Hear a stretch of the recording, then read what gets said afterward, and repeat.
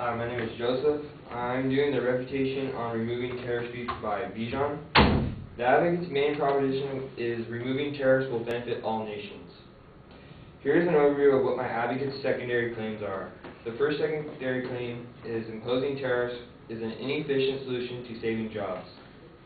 The second secondary claim is removing tariffs creates new jobs. The third secondary claim is free trade will increase national annual income. I am here to say by removing tariffs will not benefit all nations. The advocate's first secondary claim is that imposing tariffs is an inefficient solution to saving jobs.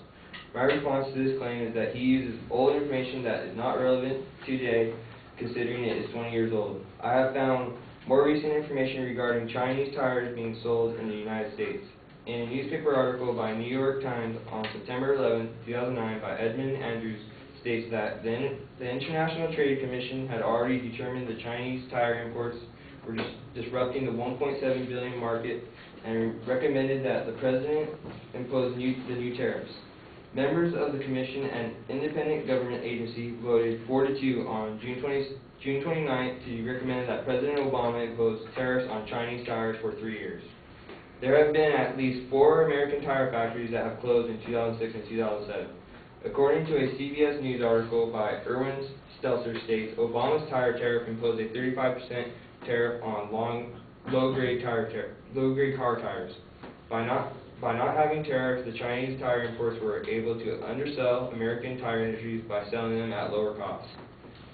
In Bijan's second secondary claim, he talks about how removing tariffs creates new jobs, and by removing tariffs is a false to diminishing blue-collar jobs. In the beginning of his speech, he explains to you what a tariff is. He says a tariff saves a domestic market from foreign competition. According to Sartre, he states efficiency in markets should not be viewed in worldwide terms for a very simple reason. Globalists manipulate trade agreements to create cartels that they control. Every trade treaty has the same goal, to diminish the independence of national economies and force domestic consumers to become totally dependent upon foreign industries. Removing tariffs may create jobs, but it also hurts business industries. As stated by Kimberly Amato in her article about disadvantages of NAFTA states, the 2002 Farm Bill subsidized U.S. agribusiness by as much as 40% of net farm income. When NAFTA removed tariffs, corn and other grains were exported to Mexico below cost. Rural Mexican farmers could not compete. At the same time, Mexico reduced its subsidies farmers from 33.2% of total farm income in 1990 to 13.2% in 2001. This shows that by not imposing tariffs benefits the business that is having goods produced in Mexico, but it also hurts rural Mexican farmers, and it also takes jobs out of the United States because the business wants the product made at a cheaper price. In Bijan's third secondary claim, he says free trade will increase national annual income.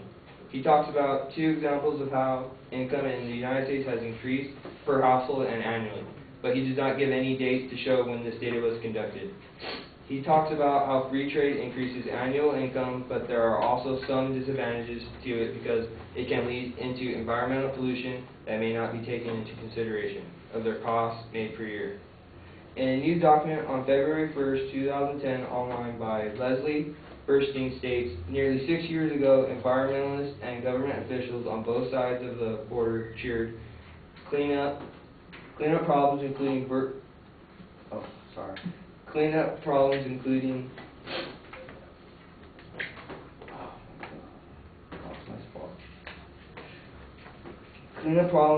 efforts began on the side of Metales and Dervidios, a notorious former American-owned lead smelter in Tijuana. Site of neighbors long had complained of health problems, including birth defects that they blamed on toxic waste sites. The cost to clean the toxic waste led to over $2 million, with EPA contributing $80,000 to clean up over 42,000 tons of contaminated soil, stated by Leslie Bernstein. Although many are for free trade, many do not see the harm that it may cause to the people. According to Lester Thoreau and Henry Miller's book, The Reference Shelf, he states, average incomes will go up with free trade, but there will be millions of losers in each country. The theory maintains that the losses of the losers will be smaller than the winnings of the winners. In this case of the United States, the losers are identified as those who are unskilled and poorly uneducated workers who under protectionism were able to secure jobs even with high wages. The winners are those of as high skilled and better educated who often are employed in several industries. Thoreau also states, the theory assumes that the winners will compensate the losers so that everyone in each country has an incentive to move to free trade, but in fact such compensation is never paid. In this case, when we look at free trade, it shows us that nothing is ever free and therefore results in job losses. In conclusion to my advocate's main claim that removing tariffs will benefit all nations is not the case. Thank you.